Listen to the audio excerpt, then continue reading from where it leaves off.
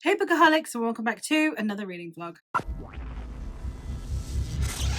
Today's reading vlog is going to be a long project. I think that it will be taking me multiple months, so hopefully this all goes well and you're actually seeing this video. But we are going to be doing a bit of a taste test vlog. I am going to be reading 4 epic sci-fi space opera series. Now, the reason these are a taste test are because, one, they are part of longer series. Normally I binge read series, which means that my sweet spot tends to be between 2 and 5 books, and obviously these are all from much longer series, not ones that I would normally binge. Secondly, that they do seem like they're maybe a little bit on the dude bro side, a little bit more masculine than my usual taste. Also, they are very popular and very well renowned, so obviously they have that intimidation of will I agree with the masses kind of vibe to it. So we're going to see how I fare with these books. I am excited to try them, but they are ones that I am hesitant about, hence why I'm also not attempting to like binge read them or buying them all or whatever, just seeing how I fare with these first 4. I don't know how long this vlog is going to take because I will just read them as and when I can or as and when I feel like them, so that they have the best chance of actually being read at the right time. So let's get into the books in question. I'm going to go from oldest publication to newest for no particular reason other than that's how I've got the stack at the moment. And the first one that we have is the first book in the Culture series, which is Consider Phlebas by Ian M. Banks. This is the first book in an either 9 or 10 book series, because on Goodreads it lists, what's it called, The State of Art as the 4th book, but in here it has it as a separate novel. So I don't know if it's like a companion novel in terms of chronology. It's the 4th book. I don't know. I haven't read the book yet. But this is either a 9 or 10 book series, and it is a classic staple of the genre. This one is originally from 1987, I believe. Yep, 1987. And this one is a space opera that is also about faith, I believe. We are following Horza the Changer, who is the captain of a crew of mercenaries who are being sent by the faith or the culture to go and explore the planet of the dead, which is a forbidden planet that has this sentience to it that no one can return from. And it is because the fate of billions, after billions have died, the fate of billions more is at stake during this looming war. Don't know what to expect from this. I don't know what prose style it's going to be. I don't know how dense it's going to be. I do know that older sci-fi tends to focus less on characters and more on themes, so I am expecting that, but I don't know. Again, the fact we only have one character mentioned on the back kind of indicates that it's going to be more thematic than anything else, but I believe that we're going to have conversations around science and religion, so I'm very curious to see how I'll fall on this. I haven't read any Ian M. Banks before, so hopefully I will enjoy this one. The next book that I have is The Old Man's War by John Scalzi. This is the first book in The Old Man's War. The Old Man's War in itself is a 6-book series, but there are also within the extended universe of this, there's a series of 7 books and a series of maybe 14 books or something crazy. There's a lot of books in this series. Extended universe, for want of a better word. This first one is from 2005, and in it we are following John Perry, who is a 75-year-old, and he is ready to feel rejuvenated. So he joins up to the army, and the army can graft you a new body based on your DNA. So you can be younger, but also because you're part of the army, they have decided they're going to give you physical enhancements as well, so you are stronger and faster. And in exchange for this body, you have to do at least 2 years worth of service, which seems like a good exchange to John, who is feeling his age now. However, he was not prepared for the sheer amount of conflict that he was going to be thrust into. He was not fully aware of how bad things were in this war against this alien race that is consistently invading Earth's colonies. I am really excited to see how I fare about this one, because I think that it's going to be a really interesting conversation of sending the elderly to war instead of the young. So normally, obviously, we send our young men to war and very few of them come back. In this case, the idea of someone who's lived a full life being the one that is put at risk, and in exchange for youth again, I think it's going to have a very interesting commentary, and I'm very excited for that. I don't know how I'm going to feel about it enough to be like, I'm sure I'll want to read the whole series and all the spin-offs, but it will be also my first John Scalzi, so I am hoping that I will love it. The next one is the one I'm curious about. This one is Leviathan Wakes by James S.A. Corey, the first book in the Expanse series. The Expanse is a 9-book series. It also has some companion short stories, I believe, and it also has a TV adaptation that was originally on Sci-Fi and then was picked up by Amazon Prime, a series that my husband loved and I stopped watching after season 1. I liked the Expanse series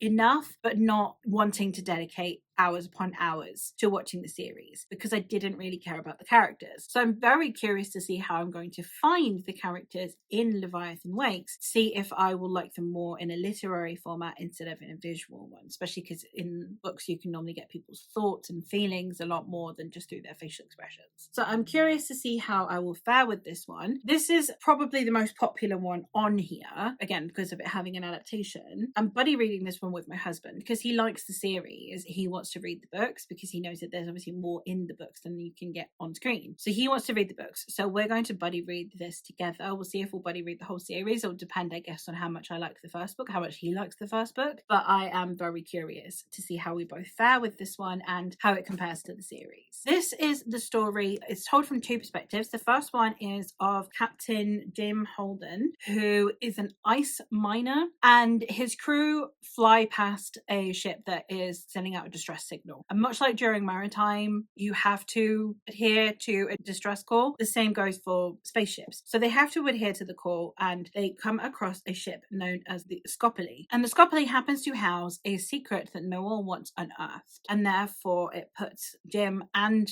his crew at risk. In the meantime, we are also following Detective Miller, and Miller is having to investigate the disappearance of a rich girl. Her family have so much money that he has to dedicate all of his efforts into finding this girl, despite the fact that they are in a populated galaxy. It's very hard to find a singular person across billions, but he is dedicating all of his efforts to it. So when he is directed to her last trajectory, which happens to be on board the Scalzi, him and Jim are both roped into basically galactic politics between the Belters, those who live in the belt, those who live on Earth, those who live on Mars, and those who live on the moon. And it is a political sci-fi, I believe. I'm very excited to see how I fare with this one and if I engage with the characters more in a literary form. And the last one that I have is The Empire of Silence by Christopher Ruocchio, the first book in the Sun Eater series. This one is a 7-book series that has just concluded. It concluded in November 2025. And we are following Hadrian Marlowe, who is now renowned as both a hero and a villain. The galaxy remember him as a hero, as the man who burned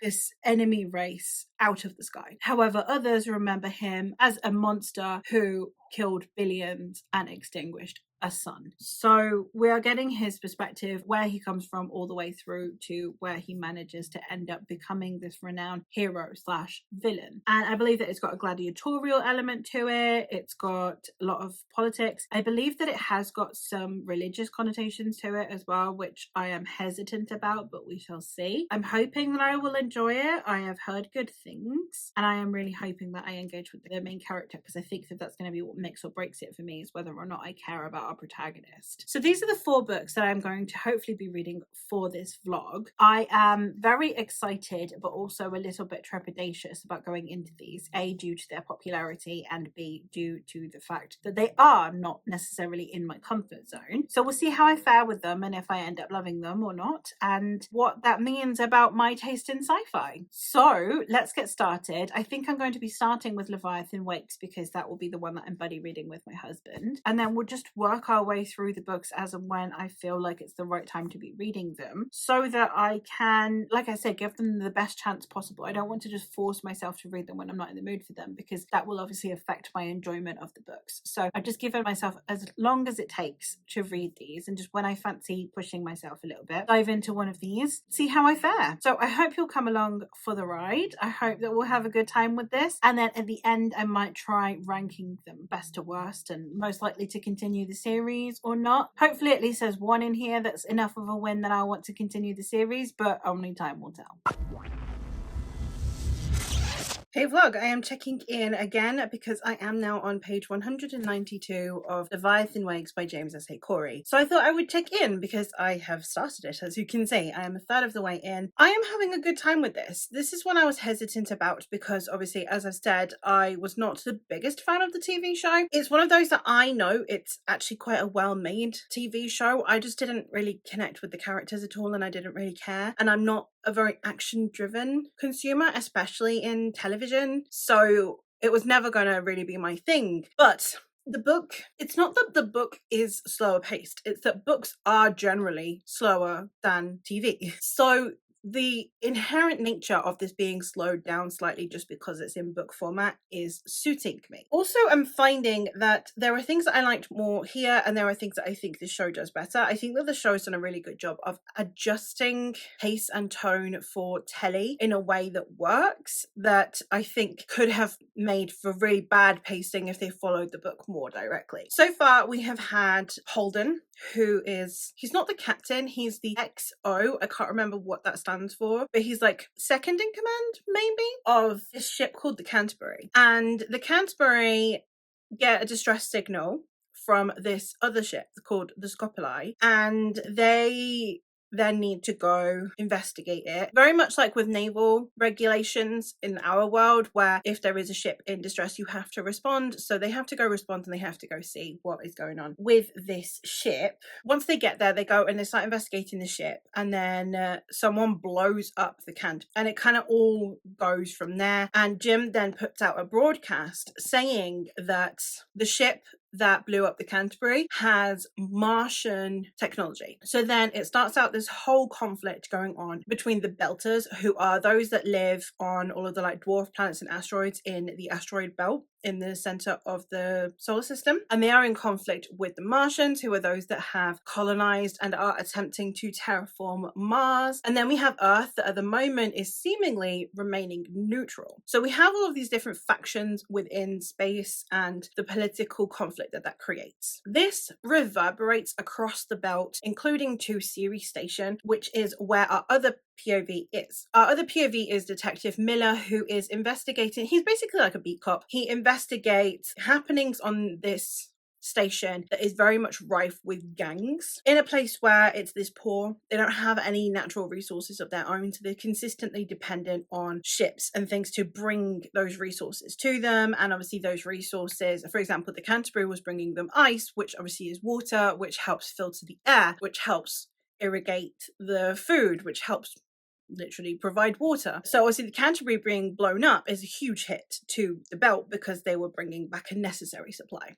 So we see that happening, we see that unfolding. Miller is seeing that there is a very distinct change in the way the gangs are operating, and he is very suspicious of this. He understands the way this ecosystem works, he understands how the gangs work, and so long as they stay in line and aren't messing with civilians too much, it's fine, almost. But he's very suspicious of the current activity and the changes that are happening. And then obviously we have everything that breaks out after the Canterbury blows up. So it's been a very interesting experience so far because we have so many discussions that definitely could be extrapolated and placed into our world. You have this idea of like scarcity of resources and being contingent on those who do not have your best interest at heart and who are willing to exploit you. And then we also have like the discussions around the way that gangs arise and things like that through Miller's perspective. We have the way that sometimes the wrong people will get roped into a very, very rife political situation, like we do with Holden, who has no idea really. He has no tact, he has no idea. He's an army man, he doesn't know how to play politics. So him just pointing out that there was Martian technology on the ship that blew up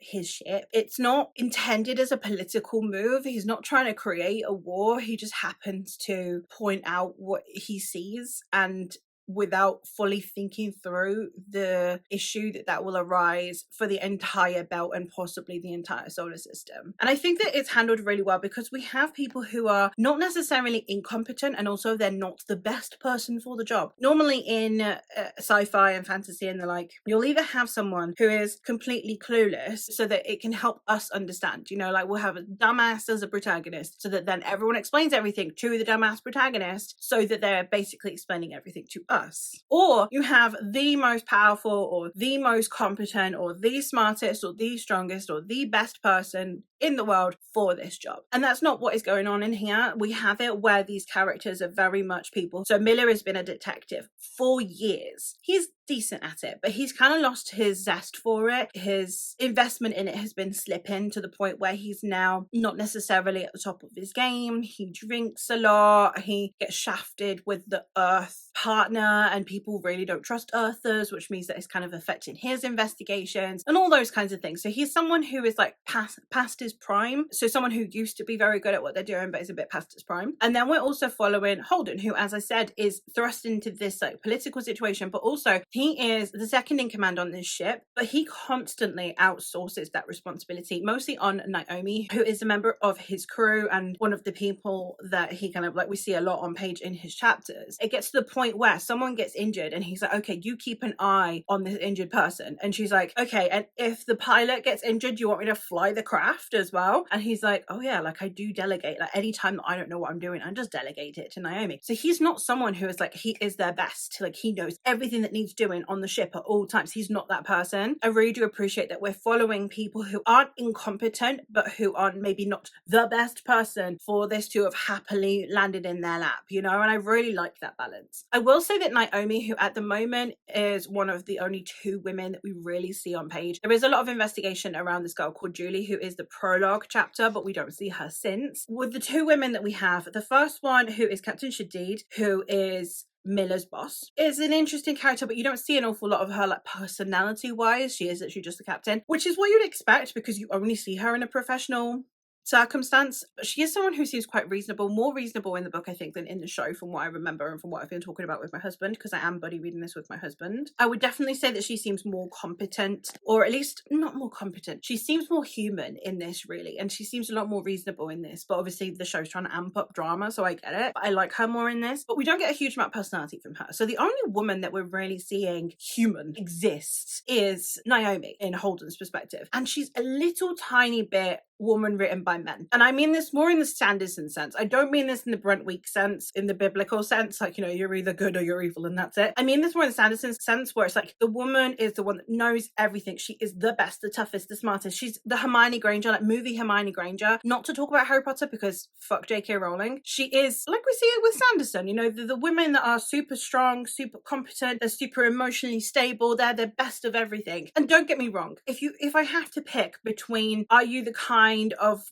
woman that is literally just like subservient to her boyfriend, or are you this like all perfect being, I would much rather the Sanderson route, don't get me wrong, and the way that this is doing it. And it does have Naomi as like biting back and being a bit like, what the fuck is wrong with you, why do you keep delegating all of these jobs to me? So I do like that, but it is a little bit like she is the one that knows everything. She is the sturdy one, she's the reliable one, she is so much more than everyone else. If there were more women on page to kind of counterbalance that, I wouldn't mind so much, but at the moment she is the only woman that we're actually seeing with any kind of regularity outside of the type of setting where we're seeing Captain Shadid, which means that it seems at the moment that the women are just written to be a little bit too perfect for me. But again, there's plenty of room for this to I didn't even do that on purpose. Plenty of room for this to get better and to incorporate more women and create more balance. So I'm not really holding that against it, but it is something that I'll point out, especially because it is very masculine presenting. So for any of the women out there who are like looking to my thoughts on these books specifically to see if they do feel like a safe space for women to be reading, if you find Sanderson a comfortable area in the way that he writes women and the way he presents women, then I would say that you are safe here. If you would rather the women feel a little bit more well-rounded, if you would want more women on page than maybe you would expect from a masculine presenting book, then I don't know if this will do it for you, because at the moment, as I said, we've got one woman and then the occasional presence of another.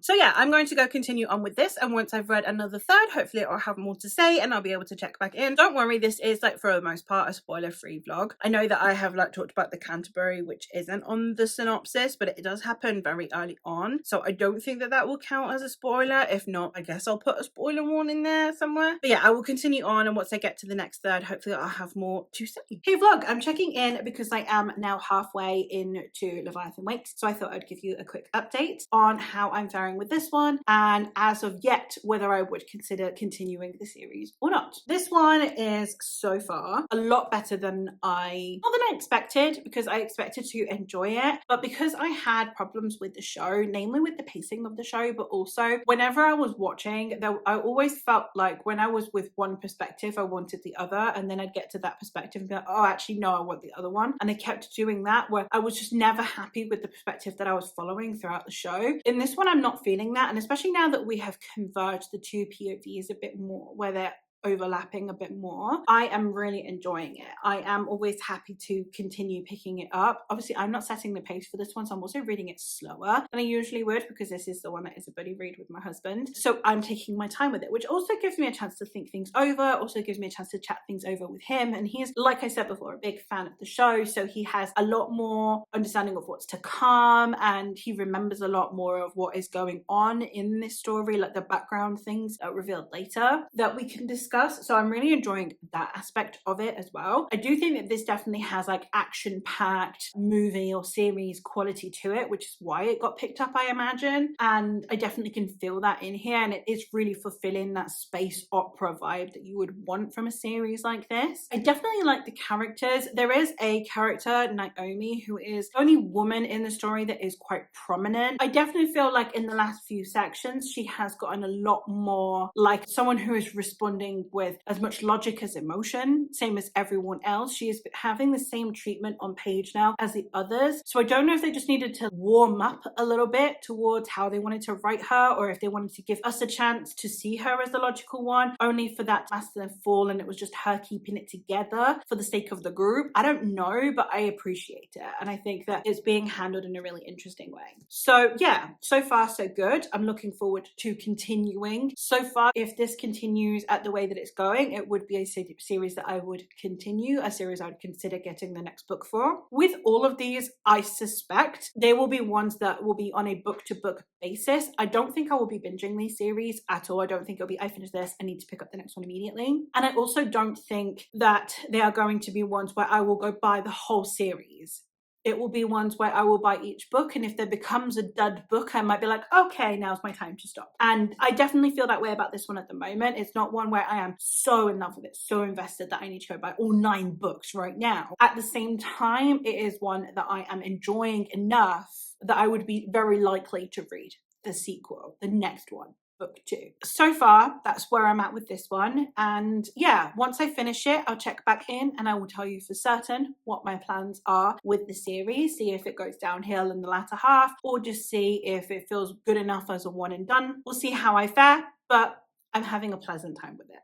And I'm really liking the experience of buddy reading it. All right, vlog, I am here to check in because after many, many weeks, I am finally done, and I thought I would give you some final thoughts. I liked this a lot. That we definitely lost steam a little bit. Again, I don't know if that was because it was me reading this over a prolonged period of time. I am not someone who normally takes a long time to read a book, especially with large gaps in between. It's not like I was reading a couple pages a day, which probably would have benefited me more if I'd read like a chapter a day or something. That's not what I did though, and I think that I kind of paid for that a little bit in terms of investment at the end. But I do think that we had some really interesting conversations about interpersonal dynamics and the relationships between characters. I liked both of our POVs as well. So we have Holden and Miller, and I think that the contrast between the two, you have Holden who's a lot less cynical than Miller, but Miller who's a lot more sensible than Holden. So I think that the combination of the two characters that we had was great. I actually really liked when the two characters merged, in the sense of like they were in the same place and they were doing the same things for a while. But then there was a chunk there where it just kind of felt like redundant to have two characters, even though you were getting the different perspectives in terms of knowledge, background, levels of cynicism, all of that. I don't think that they really added much to the story, really. Flip-flopping between the two, and it didn't feel necessary. And I then missed Miller's old perspective of him being a detective, where he is someone that we are following kind of on the ground. Maybe this could have been like a 3 perspective book, and we could have had someone else elsewhere that isn't following these two in the same place. I think that would have probably been better. Like maybe by the time these 2 POVs come together, have a 3rd POV come in and we can see a little bit more, because I felt like we lost momentum at that point, which was a shame. I do really love the political discussions in here. I'm really fascinated by the OPA, which is this kind of like terrorist organization, which is basically people who are illegally fighting against the mega corporations that come from Earth and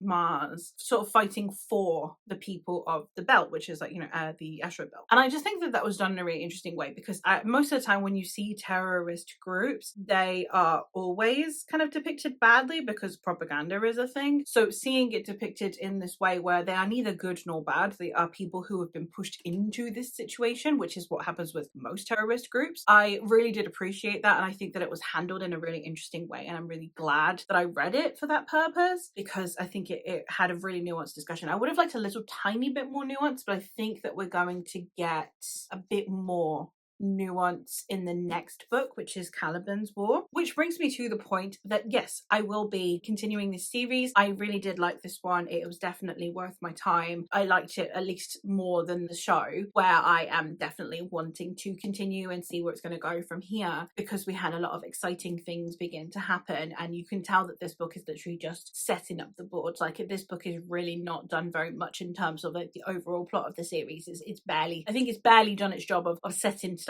up yet, which is fantastic. That's what you want from a long series, right?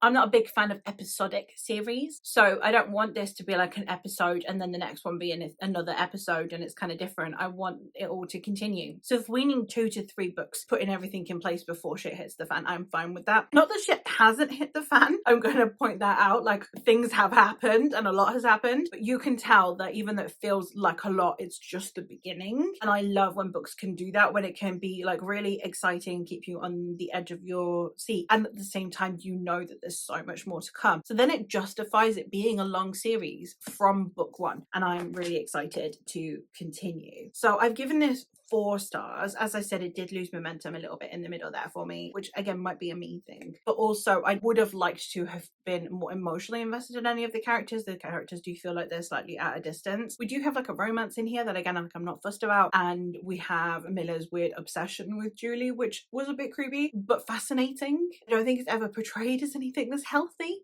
but that's the thing. Like, I enjoyed the book for what it was. I had a couple of minor issues with it, but for the most part I think it was a really solid read, and I am excited to continue the series. So I will probably be doing that at some point soon. That does mean, however, that I'm now going to be moving on to my next read in this vlog, which is going to be The Empire of Silence by Christopher Ruocchio.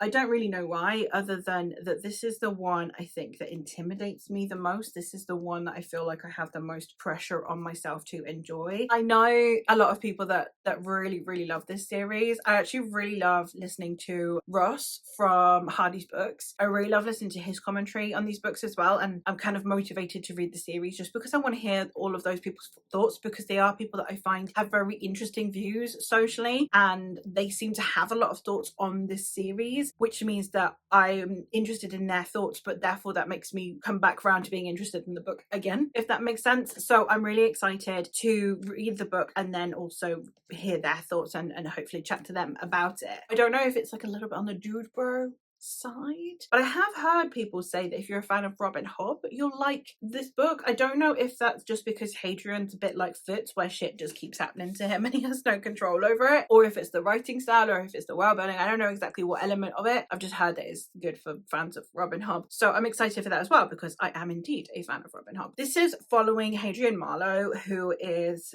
now in the future known as both a hero and a monster. He was the man that destroyed this race of aliens that were enslaving and harming everyone in the galaxy, but he's also known as the monster that destroyed a sun. So we have kind of this conflicting view of this man.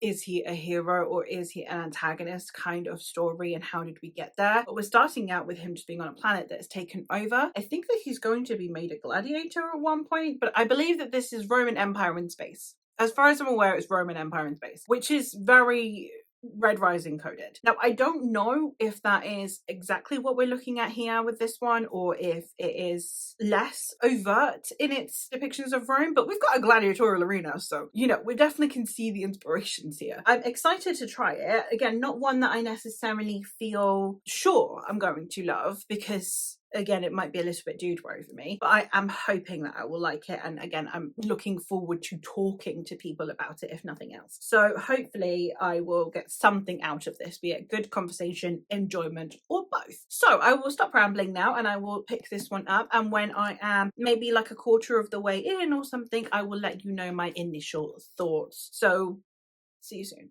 Alright vlog, I am here to check in because I have now read the first 190 pages or first third of The Empire of Silence. I can understand why people like this book. I really can. It's not one of those, it's not one that I have heavy criticisms of, because I am someone who enjoys reading books that remind me of books I love. I'm not someone who's like, oh, you can't like that book because it's super derivative, because everything's derivative. Like once you've read classics, once you've read Greek mythology, once you've read any kind of mythology or world history, you know nothing's new, right? So I think for me, I understand why people like this book, because it is so reminiscent of a lot of really popular things. And it's not doing those things badly. It's not a poor imitation of those. I understand why people are like, oh, it's super derivative in a bad way. I understand. So in a vlog that I did back when my friend Mare picked my TBR, I did a video and in it I included the first binding by R.R. Verdi. And that one is a very Name of the Wind coded book, right? And I think that it did a really good job of it. I understand when people say something is derivative but still enjoyable. So I'm not criticizing people that like this book. I am struggling with this book because a lot of the foundational stuff for this book is stuff that I am ambivalent about. It's not stuff that I dislike necessarily, but it is stuff I'm ambivalent about. We have very clear Name of the Wind influences here. We have a nested narrative, and it is done very Name of the Wind coded, more so in a way that is presented than the first binding, which everyone says is a carbon copy. But I would say if you're looking for Name of the Wind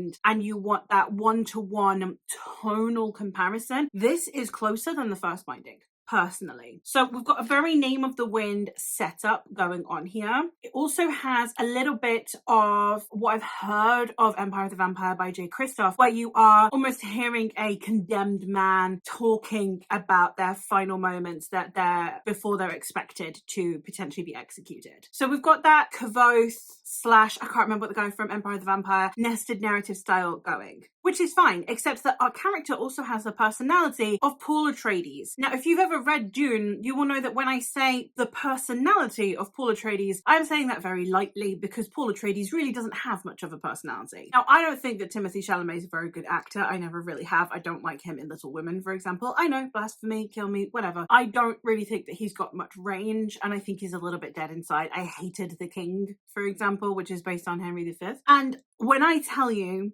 that one of the only things that I like Timothée Chalamet in is in Dune, because he actually gives Paul a teensy bit of personality, and this guy reminds me of Paul Atreides. Some of the setup is also very Dune-like. We've also got a slight hint of, I want to say Hunger Games, but not really Hunger Games. You've got that gladiatorial vibe. It feels a little bit more Red Rising, I suppose. So you can see a lot of the influences. I don't think that he's doing badly with it. I genuinely don't. It's just that out of all of the things that I have listed, influences that I definitely see are Name of the Wind, which I have DNF'd that series, only read the first book, didn't like it. Dune, which I have DNF'd that series, read the first book, it was fine. Red Rising, which I like. It's doing a good job of those things. They're just things that I dislike. Our protagonist is already quite difficult for me to root for, because we're being told it from his perspective, very much like Name of the Wind. It's supposed to endear you to him more because he's telling his story. And every now and then he might point out a fault of his, and that's supposed to make you see him as a flawed and perfect person. But it's the way that he tells his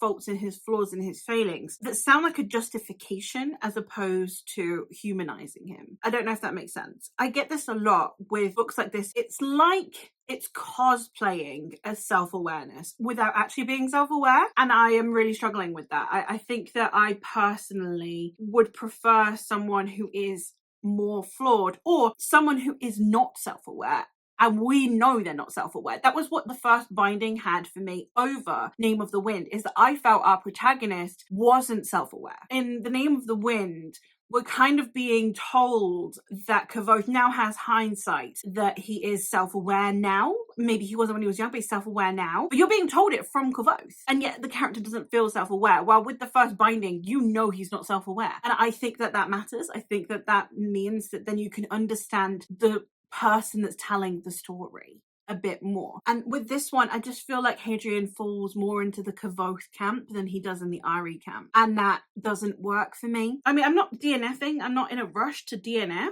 I don't think I will be continuing the series, but I will finish the book. It's not one, again, it's not one that I'm disliking. It's just, I can see lots of elements of things that I wasn't fussed about. I didn't hate Name of the Wind, I just didn't like it. I think it got 2.5 stars from me, rounded up to 3. I didn't hate it. I will never reread it. I will never continue. I am unhauling it. Dune, again, I liked the first Dune, not enough to continue to put more energy into the series. And that's kind of like a recurring thing. The only one of these that I have liked is Red Rising. But this is reminding me of the first book in Red Rising, which is my least favorite Red Rising book. So I'm just in this position where I'm just being reminded of books that I felt ambivalent at best about over and over again with this book. So we'll see if I do any better as I continue on. I'm going to hopefully read to page 388 at some point soon, and I'll be able to check back in and give you further thoughts and see if anyone's grown on me, or if we've at least had some secondary characters that I like some more, because a lot of the secondary characters also feel very derivative. You can do a one-to-one, or if not, they're like an amalgamation of two characters from another work. And again, if these were works that I liked, if this were inspired by books that I really enjoyed, I think I would be having a great time. It's just that it's not. It's books that I don't enjoy. So therefore it's kind of got an uphill battle, because not only is it supposed to make me love its own source material, which I'm not loving, it's reminding me of books that I didn't love. So it's just got so much packed into it that just clearly isn't for me. So I will finish it. I will do it. I'll give it the benefit of the doubt that it might surprise me. It might in the second half start to veer away from its influences and its original roots and start to become its own thing a bit more, which I'm hoping it will. A lot of books that I've read that start out that way do then tend to veer towards their own thing a little bit more. I found that with the Tad Williams Memory, Sorrow and Thorn series, where it felt very Tolkien derivative until it didn't. You could say the same about Eragon as well. The first book is incredibly derivative, but then after that it starts to veer in its own direction a little bit more. So there are a lot of books that I've liked that have done that have cited their sources, almost have shown their influences, and then afterwards started to take it in its own direction. And then it's kind of like a, if I wrote this book, this is how I would have done it kind of thing, and that's fine. Hopefully this book will do that and I will enjoy it more, but for now it's all right. It's fine. It's tolerable. Not ideal, really. We want books we love, you know? Hey vlog, I'm checking in because I have now read another decent chunk, so I thought it would be a good time to check in. I've read another third. I am now on chapter 56, which is page 388. I don't think I have a huge amount more to say on this one than I did before. I did kind of debate not checking in and then just checking in when I finished, but I thought it'd be a bit disingenuous to say that I am here to see if these series work for me and then just give you a start and finish update and not talk you through my thought process while I go. There was a character that we had for a little while, so we're seeing our protagonist kind of go through the hardships that I suppose you'd expect the hero to go through. Not necessarily the specific types of hardships, but you always expect in a story like this, where you know that it's going to have this big cataclysmic ending, that you have a character who has seen some shit. They need to see things. They need to have gone through it, right? And we're seeing kind of the early stages of that. And I guess the idea that he, at this point, thinks this is the worst that life can get, and then it's going to throw more at him kind of thing. We had some character development in there and interpersonal relationships going on there as well that I thought were really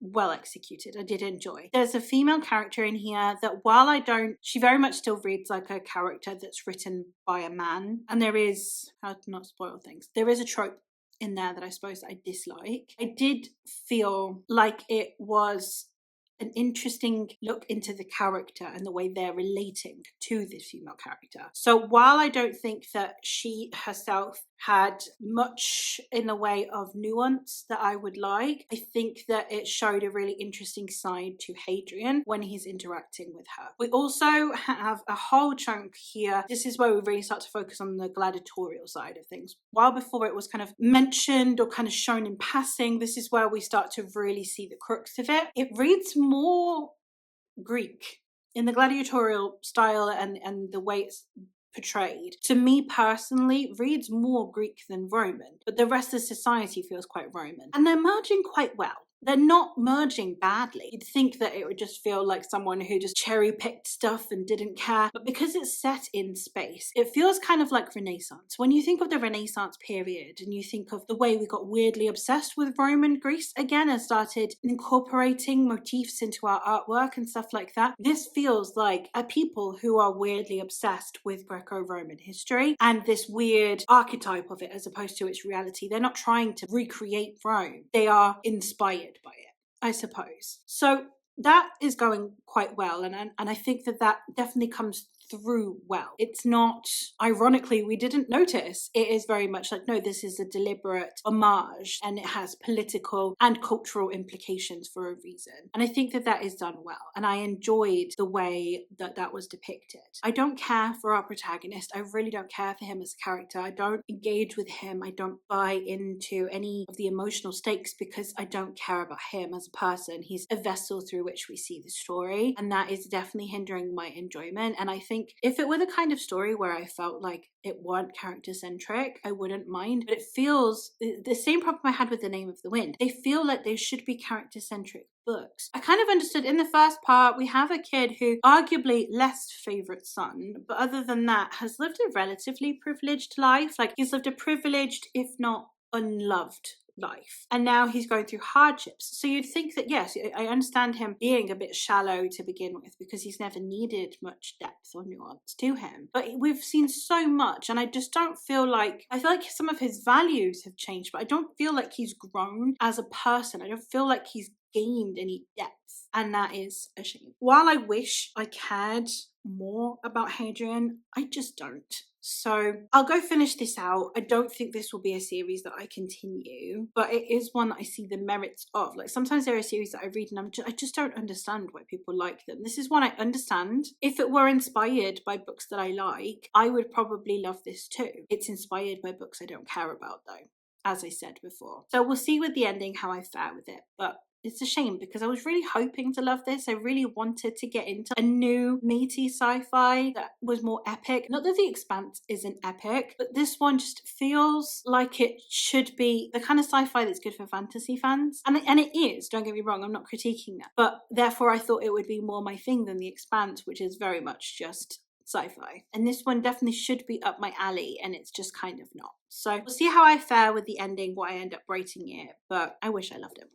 Alright vlog, so yesterday I did manage to finish The Empire of Silence. This one, it caters a little tiny bit too much to the male idea that if you commit enough grandiose violence, you will win the admiration of your peers. This is very much the idea that if you continue to be physically strong and dominant, that it will put you in positions of admiration, be it from people who previously outranked you financially, people who previously doubted you or doubted your ability to accomplish things. I just don't vibe with that. It's just not something that I connect with. And again, I think if I were connecting with the characters more, or if I thought this book had more nuance, then maybe I would think that that's the conversation that it's attempting to have about the idea that it's a fallacy. I don't think it is a fallacy. I think a lot of men really do admire men for their violence. And that's not something that I enjoy reading. And it's definitely not something that I enjoy supporting the notion of.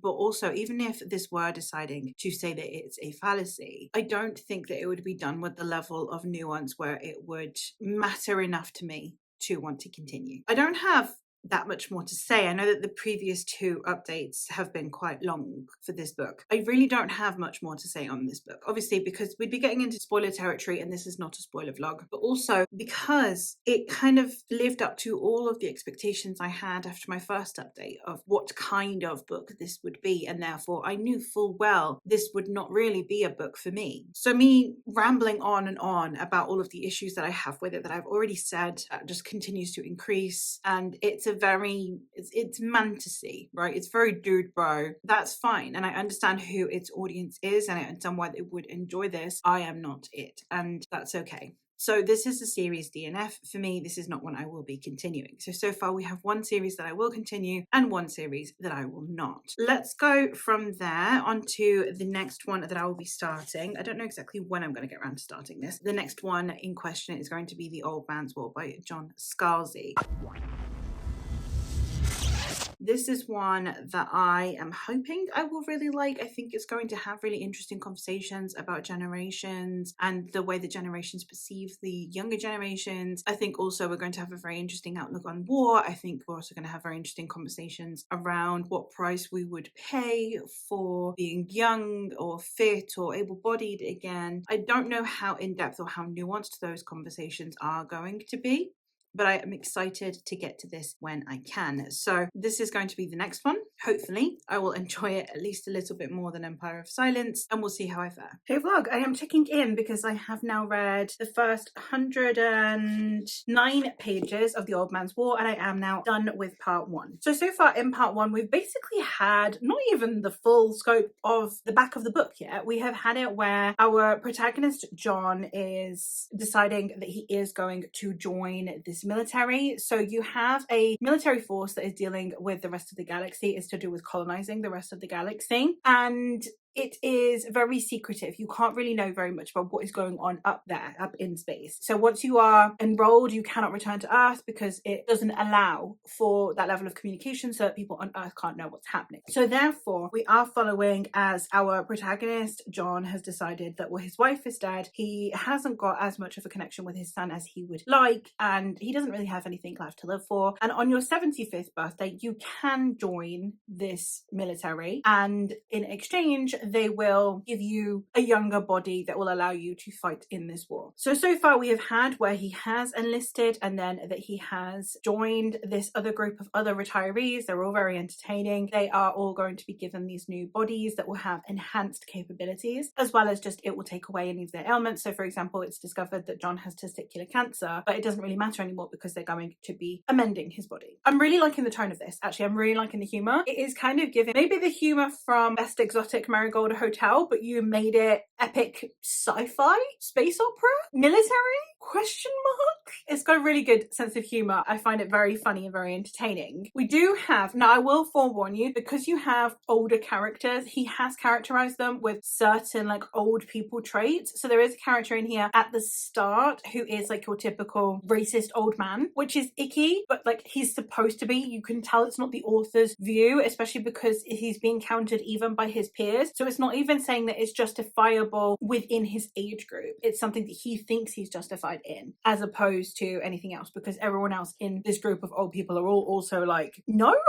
I haven't got a huge amount to say, even though I am technically a third of the way into the book. I don't have much to say because it is the kind of book where it is mostly character focused, and I am enjoying the characters and I'm enjoying the tone. I'm very curious to see what this actually entails. I think that it's going to have a lot of really subtle but poignant political commentary. The way that you're talking about a military conflict and it's all on the hush hush and that we don't want the news reporting back home sounds very Vietnam War. So I think that it's going to have commentary on that. And it's also fascinating that we are having people who have already lived their lives and therefore they know they're going to die soon. So it doesn't really matter. So I'm hoping that we will have an interesting commentary on that as well. The idea of if you are going to do something like sacrificing your life, if it were possible, surely having people who have already lived their lives do so would make more sense. I'm enjoying the commentary, the little bits of commentary that we've had so far. As I said, enjoying the humor and the tone, and I'm liking the character enough. Like he feels like an old man. Like he doesn't feel like anything exceptional, but that's kind of the point. He's not supposed to be this super exceptional being. He's not supposed to be like main character energy. He's just an old dude who doesn't really know what to do with himself. So he joined the army at 75. I'm excited to see how I fare with the rest of the book. So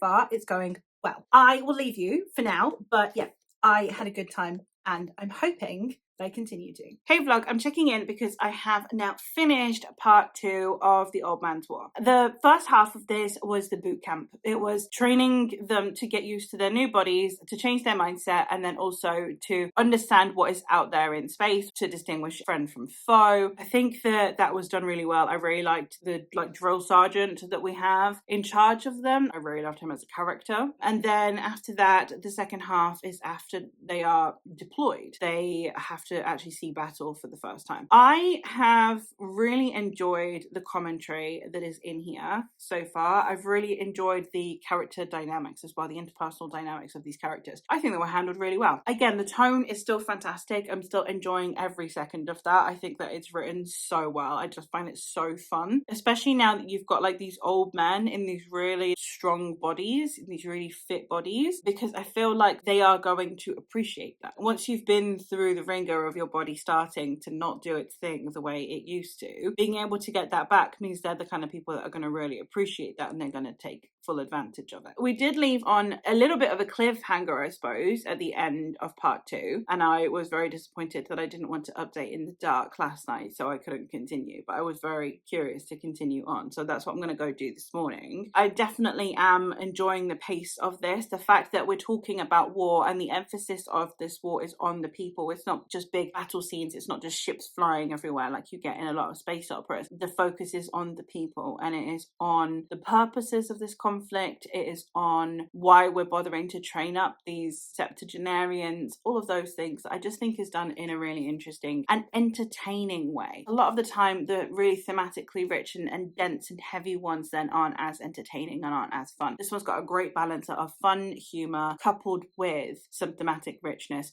coupled with some intriguing plot. I think it's doing a really good job of balancing it. Possibly is my favourite of the ones I have read so far. I thought this one could have the potential for that. This one had the potential to go either way, which to be fair, all of them have. I feel like Leviathan Wakes was my safest bet because while I didn't love the show, I did like the plot. I just didn't really vibe. Mostly my issues were with not the acting, because they're not bad actors, the stylistic choices, I suppose, of the show, and therefore the directorial choices that led to the actors performing the way they're performing, that led to me not being very fussed about the show. But I liked the plot. So Leviathan Wake so far was my safest bet, and so far I really liked it. With Sunita, it was going to go either way. It was either going to be like new favourite or that's a no from me. And with this one, it was kind of similar. It was either going to be like, I'm going to love this or I'm going to DNF this. Those are my options. And so far I'm having a really good time, and it is probably my favourite one of the vlogs so far. Culture, I think, is going to be one of the ones where I respect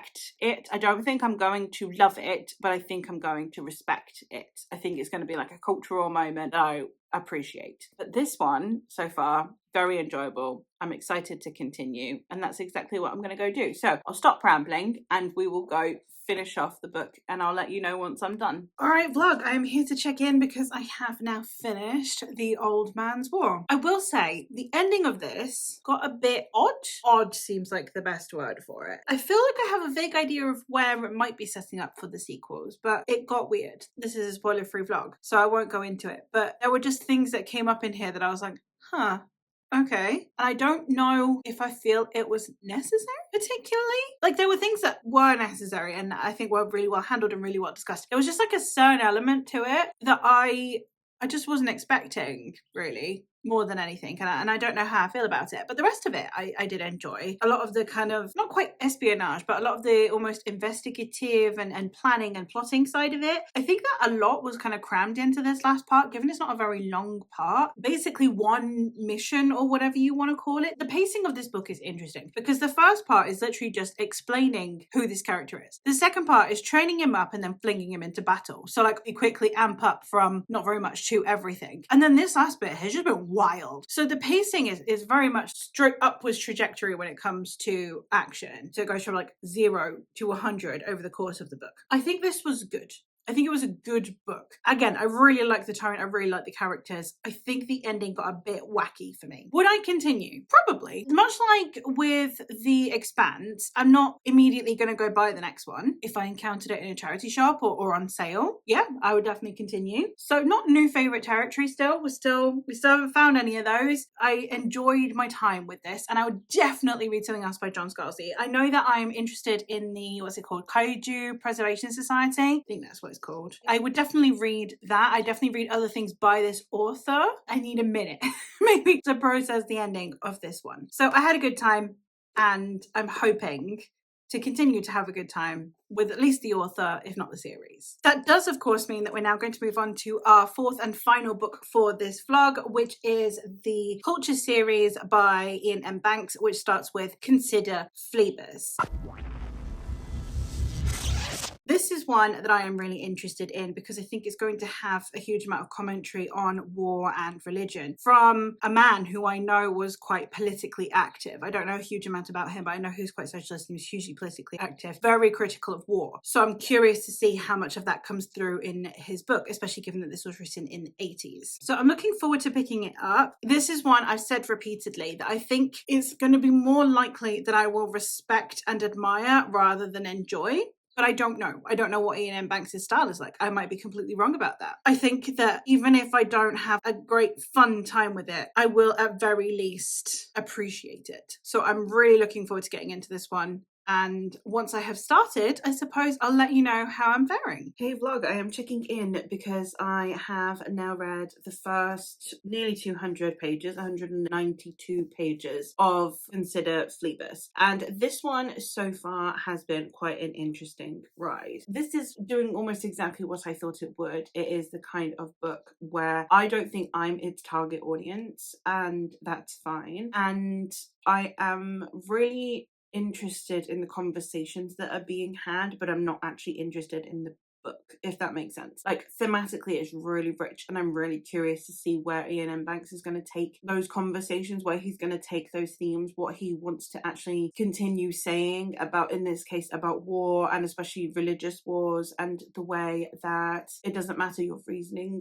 for war. At the end of the day, it is normally a group of people trying to take over another group of people. The way that ideologies are then just kind of shaped and used and become really malleable as soon as you want to use them against another group of people is definitely the themes that I'm getting so far from this book, especially because we're getting it from the perspective of someone who's basically a mercenary. He is not someone who has a hugely strong belief set. So I really like all of the conversations that are being had in here. I just don't think that I actually care about the plot. I definitely don't care about Hosa, who is our protagonist. He's a changer. He is someone who can shapeshift. I like that as well because it's in a sci-fi. They've done it where, for example, he can't just change. He has to slowly morph into someone else, which is very cool. So it takes him a couple of days a lot of the time to fully adopt a new form. So at the beginning he is disguised as an old man and he is about to be executed, and there's not a lot he can do but, like,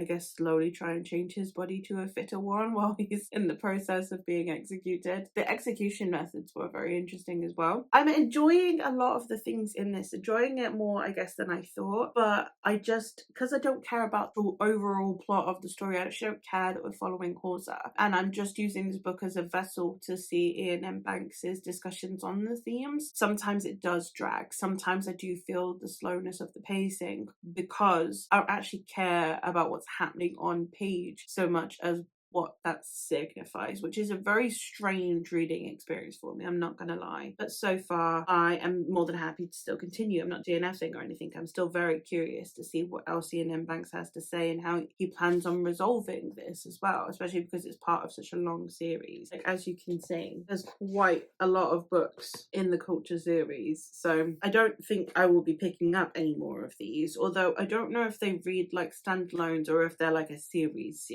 I don't know yet. but I don't think I'll be picking up any more, but I think that I will still finish and enjoy this one. So I'm in a weird place with it. But yeah, I don't have a huge amount more to say, especially not in the spoilery space. So once I have read the next chunk, which it would take me to page 364, I will check back in, and then after that I'll be finishing thoughts and the end of this vlog that has been going on for months at this point. I'll get back to you once I have read a bit more and see how I'm progressing and see if my thoughts have changed, or see if the book has grown on me, or if I want to yeet it out a window, I suppose. Alright vlog, I'm here to check in because I've read another, I think about third of Consider Phlebas, so I thought I would check in and give some thoughts. This part has felt a lot more typical space opera-y, in the sense that it is, we're following like a crew a bit more, we're following a group of people traversing space over larger distances, and we're trying to get to this specific planet. It all feels a little bit more like your typical space opera. While I really still continue to enjoy the themes in this one, because in the first third, of course, we're introducing those themes, so they come in like hot and heavy, and then this chunk, I suppose, is for introducing the plot and amping up the stakes, and then the third I suspect is going to once again lean back into the themes. I'm not saying that over this entire third it's been completely devoid of themes, but I definitely think that part one was richer in themes than this one is, and therefore I enjoyed part one more. This part did feel slower, and as I said before, I am mostly reading this book for the conversation it's having as opposed to for the book itself. Neither the characters nor the plot are enticing me so much that I absolutely cannot wait to keep reading, that this is going to become a new favourite. I wish I had liked this part more, but it wasn't quite as exciting. I understand that anyone who likes a plot-driven sci-fi would potentially like this part. It did have a bit more action to it, I suppose, and as I said, it did fall into the parameters of what you'd expect from a sci-fi space opera a lot more. So I'm looking forward to the final third to see what the resolution of, as I said, most notably the themes, but also I suppose the characters, to see what it all leads to and what it all means. At the moment, I am just kind of cruising my way through the book, slowly but surely making my way towards the end goal, with the intent of seeing what the purpose of the book and the conversations the book was having are, as opposed to any specific form of engagement to do with the actual story itself. I'm having a decent enough time to continue, but not anything past that. And I don't think that this would be a series that I would necessarily continue. It does depend on that final third, so I'll be able to reiterate and confirm that. But for now, it's one that I had an alright time with this part. I'm hoping I'll like the final third more. Hey vlog, I have now finished Consider Phlebas, so I thought I would check in and give you some final thoughts. I really did enjoy this. With this one, it is one that, as I keep saying, I enjoy the concept, I enjoy the conversation the book is trying to have. It's not going to be a series that I'm going to be like, yes, I can't wait to read, I love this so much, this was a new favourite. I appreciated this book for what it was. I am unlikely to continue the series. I think the conversations had in here were fantastic. I think this can very much be read as a standalone. It's got open threads, of course it has. It's a series, it would be ridiculous if it didn't. But the story in and of itself concludes in a way that I really appreciated. It has fantastic conversations regarding religion, especially religious zealotry, also the way that indoctrination, propaganda, and just simply being part of a society inherently is indoctrination. If you are part of a community of people, you are going to assume that that is the best way of life. You are going to assume that that economic system or that religion or that political system is the better one, because that is what you are taught to believe from birth. And I think that that conversation is had in a really interesting way in here, where it doesn't feel like it's bashing you about the head with its themes, and yet is very clear in the conversations it's trying to have. We have an interesting use of AI in here. Of course, this was written in the 80s, long before AI has become the monster that it has become today. And I think that it's done in a really interesting way and a really topical way. And I am glad that it was mentioned in here in this way. And I'm glad that I know when this was written, because I might otherwise feel differently about it if it were written today. I don't feel like either that the prose or the themes are particularly dated. I think they are still very relevant today, which is both sad and fabulous because it means that we haven't got anything that is overly racist or overly homophobic or anything like that. While representation is relatively scarce, I wouldn't say there's a huge amount of representation on here. It's very thematically rich, and I think that the themes within here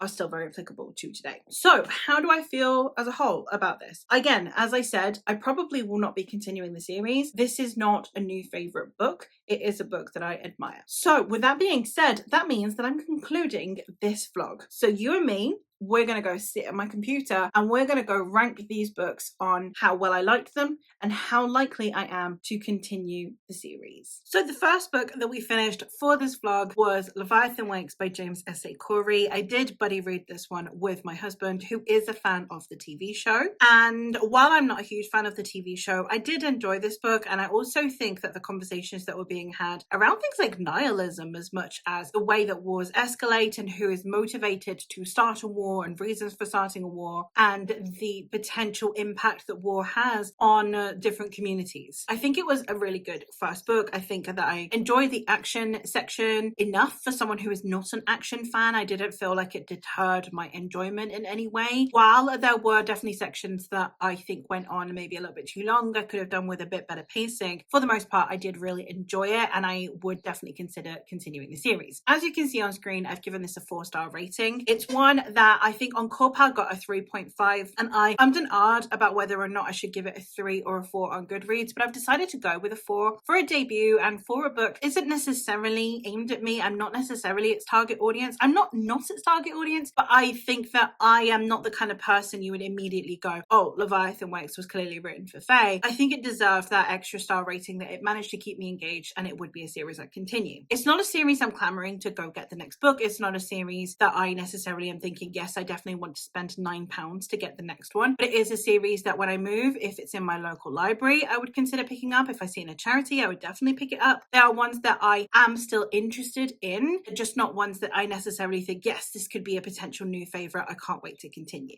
The next one that I read for this vlog was Empire of Silence by Christopher Ruocchio, the first book in the Sun Eater series. And for this one, I have given it a 2.5 stars. This is not one that I necessarily think is a bad book. It is one that I really didn't enjoy, but it's not necessarily a bad book. This is a book that I think took heavy inspiration from a combination of The Name of the Wind, Dune, and Red Rising. I like the Red Rising saga, but the first book is definitely the weakest installment in that. I was not the biggest fan of Dune. I think I appreciated some of the discussions that were had, but it wasn't a book that I loved, and it's not a series I will continue, and I didn't like Name of the Wind. If you are a fan of any of those things, I think it does a really good job of paying homage to its inspirations. I think it does a really good job of highlighting those things and bringing those things in a slightly new form. But for me, they are not things that I like. Also, our protagonist is a combination between Kvothe and Paul Atreides, who are not characters I am particularly fussed about. Paul Atreides has the emotional range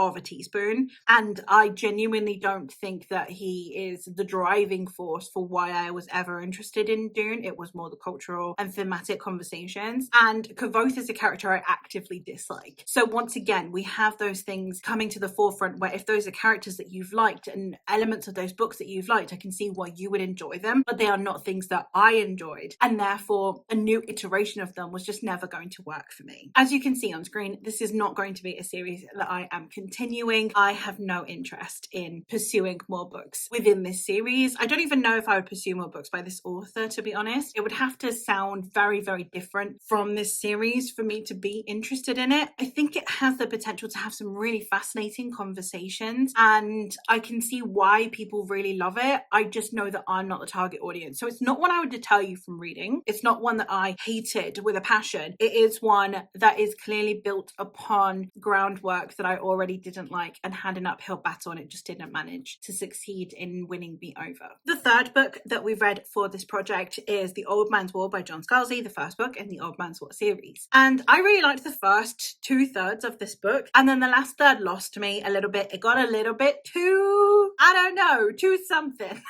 went away that I wasn't expecting. I really liked the characters in here. I loved the humor. The humor was great. I definitely would be picking up something else by John Scalzi. I think I would continue this series, but in a similar vein to what we talked about with Leviathan Wakes, where I would pick up another book, but I am not clamoring to go get it. I'm not going to, as soon as I touch down in Scotland, jump into Waterstones, need the next book. It will be if it happens to crop up in a charity shop, or if my library has access to them, I would consider continuing if I'm feeling in a space opera mood. But they're not ones that I am going to necessarily go out of my way to pursue. So obviously, if a huge amount of time goes past without me having read it, I'm probably not going to continue. It depends on how timings work. But I have not actively discontinued it for now, hence the little tick. But I really did appreciate some of the way the discussions were had in here, the discussions around war. As I said, the humor was great. The characters were really interesting. I liked the way that we decentered Earth, even though we're following people from Earth as well, as a way of removing Earth biases